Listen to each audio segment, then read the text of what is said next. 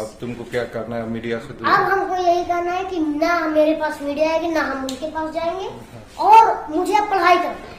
मेरा जो लक्ष्य था, मेरा जो काम था अभी पहला स्टेज ओके हो गया, अब दूसरा स्टेज पर हमें बढ़ना है। मेरा एडमिशन ओके हो गया, यानी कंफर्म हो गया। मेरा एडमिशन एलन में कंफर्म, राजस्थान के कोटा में, कोटा के एलन में कंफर्म हो गया।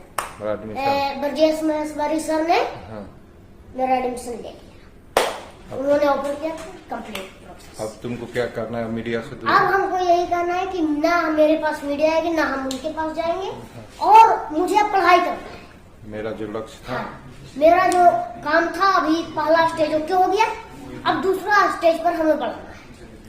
और मुझे अब दर्शक से यही कहना है, दर्शक या जनता, कि जो लोग, जो यूट्यूबर, जो मीडिया बोलते थे कि तुम्हारे चाचा तुमको धोखा दे रहे हैं, एमएलए का चुनाव लड़ रहे हैं, उनको मैं कहना चाहता हूँ कि अब बताओ,